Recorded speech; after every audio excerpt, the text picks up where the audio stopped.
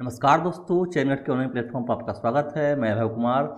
आज का टॉपिक है जो करंट अफेयर से जुड़ा हुआ है। उसका टॉपिक का नाम है भारतीय अर्थव्यवस्था के लिए जरूरी है मझधार में फंसी एनबीएफसी को बचाना। जैसे कि आज का जो महत्वपूर्ण टॉपिक है ये पिछले हाल ही में कुछ घटनाएं हुई हैं जो समसामयिक दृष्टिकोण से एग्जामिनेशन पॉइंट ऑफ व्यू से आपको जानना बहुत ज़्यादा जरूरी है।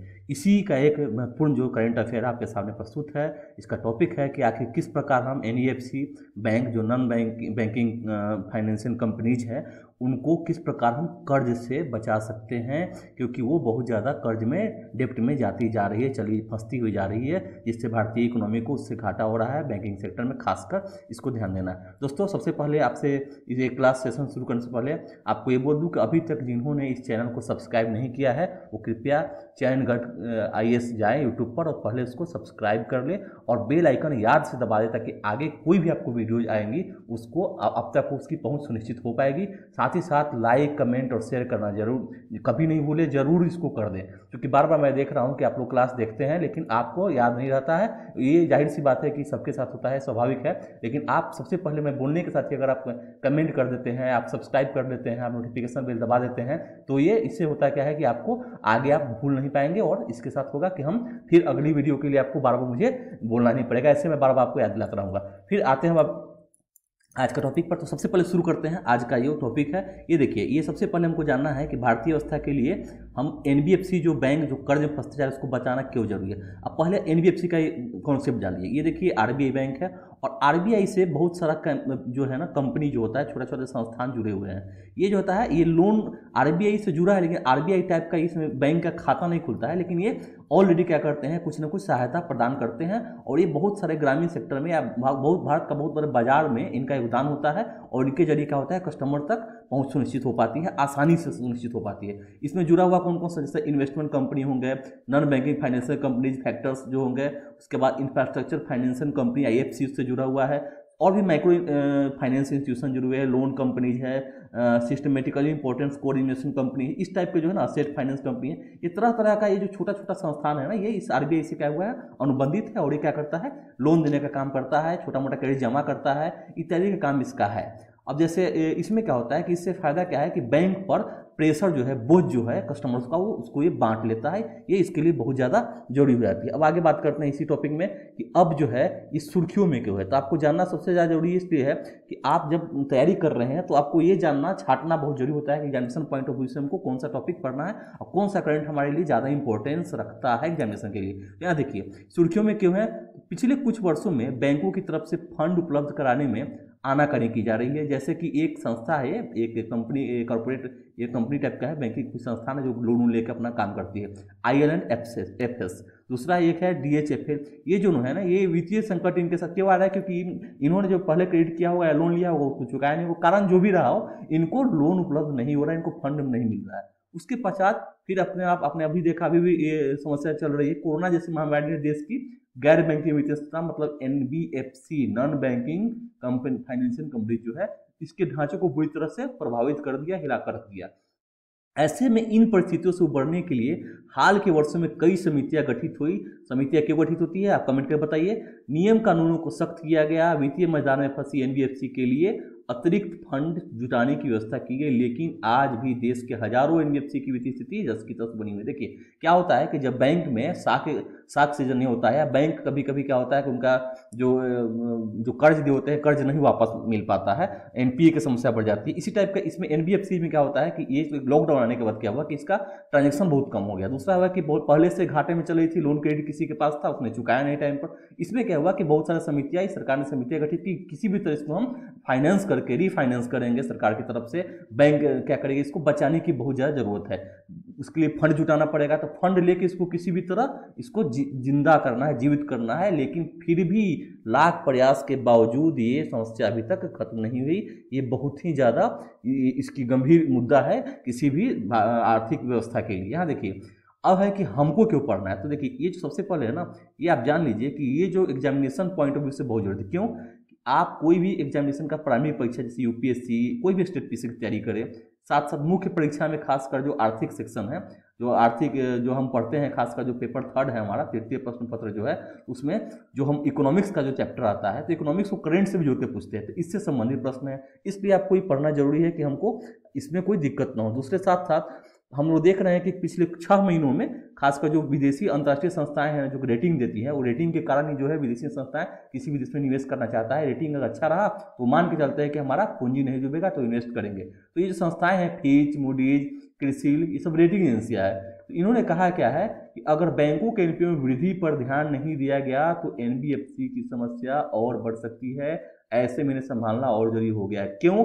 क्योंकि रेटिंग एजेंसी कभी भी अगर उन्होंने अपना रेटिंग जो है कमज़ोर कर दिया, निगेटिव कर दिया, या हल्का भी रेटिंग में कुछ बदलाव कर दिया, इसका प्रभाव सीधे और सीधे भारत पर पड़ेगा, भारत के आर्थिक साख पर पड़ेगा। बहुत सारी विदेशी कंपनियां जो एफडीआई, एफआईआई के माध्यम से इन्वेस्ट करती है देश में, वो इन्वेस्ट करने से हिचकेंगे क्योंकि उनको लगेगा कि हमारा पूंजी फंस सकता है, यहाँ से कोई उपाय नहीं है। तो इसलिए क्या करना है, सरकार इसमें लिए बहुत परेशान है कि किसी भी तरह इस सेक्टर को हमको मजबूत करना है ताकि हम आर्थिक रूप से सबल हो सके। फिर यहाँ देखिए क्या है, अब जानिए आपकी क्या है गैर बैंकिंग वित्तीय कंपनी, इसी का फुल फॉर्म है नॉन बैंकिंग फाइनेंशियल कंपनीज, और बैंकिंग क्षेत्र में इनकी भूमिका क्या, इसका इंपॉर्टेंस है, ये हमको जानना है। देखिए इसकी परिभाषा जानिए। ऐसी वित्तीय संस्थान जो बैंक नहीं है लेकिन वे जमा राशि स्वीकार तथा बैंक की तरह ऋण सुविधा प्रदान करती है, जमा भी लेती है, ऋण भी प्रदान करती है, उन्हें भारत में गैर बैंकिंग वित्तीय कंपनीज का या कंपनियां कहा जाता है। क्यों? क्योंकि इनका काम, ये बैंक नहीं है लेकिन क्या करते हैं, ये जमा भी ले रहे हैं और ऋण भी दे रहे हैं। कंपनी अधिनियम 1956 को ध्यान रखना है कि तरह जिसे पंजीकृत किया जाता है। इसका मुख्य कारोबार किसी योजना अथवा व्यवस्था के अंतर्गत एक मुश्त रूप में, मतलब एक बार डाउन पेमेंट के रूप में, एक बार अथवा किस्तों में या तो इंस्टॉलमेंट के रूप में जमा राशियां प्राप्त करना है। ये कंपनियां अग्रलिखित, मतलब इसके ऊपर जो बात की उसको अग्रलिखित में यहाँ बोलेंगे, व्यवस्था का या कारोबार में संलग्न होती है, जैसे ऋण या अग्रिम संबंधी व्यवसाय। आपको आगे एडवांस में जो बोलते हैं कि हमको क्रेडिट करना पड़ता है, क्रेडिट कार्ड हमको दे देते हैं, या कभी कभी क्या करता है कि हमको ऋण लेना पड़ता है तो ऋण में क्या करते हैं कि हम इंस्टॉलमेंट में ले लेते हैं। इस जो व्यवसाय करते हैं तो छोटे छोटे व्यवसायी क्या होता है, इनसे लोन ले लेते हैं। सरकार या स्थानीय प्राधिकारियों द्वारा जारी शेयर, स्टॉक, बॉन्ड, डिबेंचर, प्रतिभूति आदि ये जो भी है ना, ये सब इनके साधन है, आप जमा कीजिए। और ये क्या करते हैं, कारोबार में शामिल होते हैं, इनसे जुड़े रहते हैं और इनसे इनको लाभ होता है। कभी भी अचानक पूंजी की जरूरत पड़ी, छोटी मोटी पूंजी, तो ये क्या करते हैं, एनबीएफसी इनको क्रेडिट कर सकती है। हाँ देखिए एनबीएफसी क्या कर रही है यहाँ पर, एनबीएफसी संयुक्त रूप से बैंकिंग सुविधा से विभिन्न क्षेत्रों में वित्तीय उत्पादों की पहुंच को बढ़ाकर बैंकिंग सेक्टर में महत्वपूर्ण भूमिका निभाती है। देखिए जहाँ जहाँ बैंक, जो कि बैंक का कारोबार तो बहुत बड़ा है लेकिन बैंक हर क्षेत्र में, ग्रामीण क्षेत्र में, सुदूर क्षेत्र में नहीं जा सकती है, लेकिन ये क्या है, एनबीएफसी कहीं भी ये छोटे छोटे ब्रांच खोल के घर में, जिस गाँव में साइड में जाइएगा तो बहुत सारा आप देखेंगे छोटे छोटे बैंक है जो काम करता है। जैसे कि आप आजकल तो देखेंगे पेटीएम बैंक है, बहुत सारे छोटे छोटे बैंक आप देखेंगे। तो वो क्या करती है कि कहीं भी ग्रामीण क्षेत्र में जाके उसको खोल दिया गया किसी कमरे में, रूम में, और यहाँ क्या करता है, इनको क्या करता है, बैंक से जुड़ा रहा, छोटा छोटा ग्रामीण क्षेत्र में जो भी हल्की मुल्की जरूरत हुई छोटी मोटी पूंजी की, तो यहाँ से मिल जाता है। ग्रामीण और शहरी दोनों क्षेत्रों को ग्राहक को नवीन उत्पाद उपलब्ध कराती है तथा दीर्घकालिक पोषण के तौर पर अवसंरचना, इंफ्रास्ट्रक्चर जो क्षेत्र है को ऋण उपलब्ध कराती है। एनबीएफसी सेक्टर में नियमन बदलने वाली समिति की रिपोर्ट में कहा गया, समिति ने इसके बारे में क्या सुझाव दिया है कि देश की रियल इकोनॉमी के लिए एनबीएफसी कंपनियां का होना बहुत जरूरी है, क्योंकि बैंक तक सबकी पहुंच नहीं हो सकती है। एनबीएफसी क्या आती है, कस्टमर तक जाती है, कस्टमर के डोर टू डोर जाके ये क्या करती है, लोन प्रोवाइड कराती है और आर्थिक रूप से सबल बनाती है। छोटे मोटा पूंजी अगर निवेश हो गया, छोटा मोटा क्रेडिट जमा हो रहा है, तो ग्रामीण क्षेत्र में बहुत सारी उससे आर्थिक समाधान हो सकता है। छोटे छोटे बिजनेस करेंगे, उससे क्या होगा, रोजगार सृजन भी होगा और लोगों को फायदा हो गया। ये कंपनी बैंकों को क्रेडिट काम को विस्तार देने में सबसे महत्वपूर्ण भूमिका निभाती है। साथ ही कुछ वर्गों तक लोन पहुंचाने में भी इनकी भूमिका होती है। मानी छोटा मोटा लोन बैंक नहीं देना चाहती है, लेकिन ये कहेंगे छोटा मोटा पूंजी लोन देते हैं, इसलिए इनकी प्राथमिकता ग्रामीण क्षेत्र में ज़्यादा है, या शहरी जो सेमी अर्बन एरिया है उसमें भी इनका इंपॉर्टेंस है।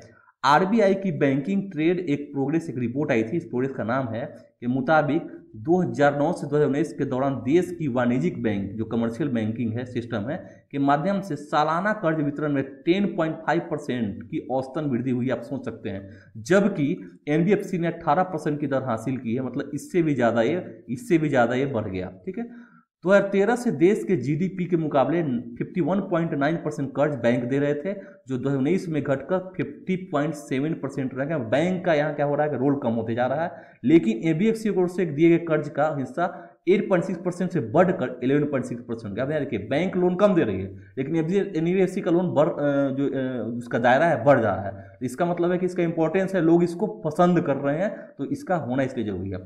तथा देश में कुल कर्ज वितरण में इसका योगदान 18% है। सोचिए, कोरोना काल में एनबीएफसी द्वारा छोटे और मझोले उद्योग को अतिरिक्त कर्ज सरकार के सहयोग से दिया है। क्यों दिया है कि आप जानते हैं, कोरोना काल में आर्थिक स्थिति बहुत जर्जर हो गई थी। छोटा छोटा किसान, जो भी बिजनेस करते छोटी मोटी, वो बहुत ही ज़्यादा परेशान थे। तो इनके द्वारा एनबीएफसी ने उनको बचाया। उस समय में छोटा छोटा फंड दे के, छोटा छोटा बोला कि भाई आप स्टार्टअप के तौर पर या किसी भी तौर पर कोई भी नया फंड दे के बोला कि आप इससे अपने आप को आर्थिक रूप से मजबूत करिए और कोरोना काल में अपनी जीविका को निर्वहित करते रहिए, जीविका को सुचारू रूप से चलाते रहिए। यहाँ देखिए, अब होगा कि बैंक से, अब ये होता है कि एनबीएफसी कहाँ से फंड लेता है, तो एनबीएफसी को फंड कौन देती है? बैंक ही देती है। एनबीएफसी बैंकों से ही कर्ज लेते हैं और फिर उसे दूसरे वर्गों को कर्ज के रूप में देते हैं। इसी कारण इसे शैडो बैंकिंग कहा जाता है। मतलब बैंक के पीछे ये काम करते हैं, लेकिन बैंक डायरेक्ट रोल में नहीं होता है, डायरेक्ट रोल में ये होते हैं, लेकिन बैंकिंग सेक्टर में इनको शैडो रोल बोला जाएगा। देश में 64 एनबीएफसी आम जनता से जमा स्वीकार करती, 64 एनबीएफसी बैंक है, जबकि 292 एनबीएफसी जमा स्वीकार नहीं करती, लेकिन इनका पूंजी आकार 500 करोड़ रुपये जाता। देखिए, कुछ तो जमा लेती है, वो मात्र 64 है, लेकिन कुछ ऐसे भी हैं जो जमा स्वीकार नहीं करती है, लेकिन फिर भी 500 करोड़ रुपए का पूंजी उनका है। इसी से सोच सकते हैं कि इसका इंपॉर्टेंस कितना ज़्यादा है। तो ये आप इसको आप ज़्यादा ध्यान में, इसको इसलिए ध्यान में आपको रखना जरूरी है कि बार बार आपसे एग्जाम में पूछता है कि आखिर इसका योगदान क्या है, एनबीएफसी बैंक का योगदान क्या है, एनबीएफसी किस लिए हमारे लिए बहुत ज़्यादा आर्थिक महत्व रखता है, देश की जो विकास में, आर्थिक विकास में इसका योगदान क्या क्या है, इसका क्या क्या रोल है। ठीक है, अब देखिए यहाँ पर बात करते हैं। विशेषज्ञों का मानना है कि देश की, यहाँ देखिए, विशेषज्ञों का मानना है कि देश की इकोनॉमी को गति देने के लिए एनबीएफसी की स्थिति सुधारना जरूरी है। नियमन संबंधी, रेगुलेशन जो उसका है संबंधी जो भी अनिश्चितताएं हैं, अन्य संस्थानों का एनबीएफसी के प्रति भरोसा अभी नहीं बन पाया है। इसका सबसे बड़ा समस्या फंड जुटाने के लिए अपनी गारंटी शुदा व्यवस्था नहीं है। इनको गारंटी शुदा व्यवस्था अगर इनमें कर दिया जाए तो लोग इनमें रुचि लेना शुरू करेंगे। लोगों को लगेगा सरकार की तरफ से गारंटी दी जा रही है तो इसमें ज़्यादा इंटरेस्ट लेंगे। इनको फाइनेंशियल जो दिक्कत हो रही है, जो भी इनको फंड से रिलेटेड, वो खत्म हो जाएंगी और इससे क्या होगा कि इनका साख बढ़ेगा, साख सृजन होगा, इनकी प्रासंगिकता ही बढ़ेगी और मार्केट में या लोगों के बीच में ये ज़्यादा मतलब ये हो जाएंगे, क्या उसको एक्टिव हो पाएंगे।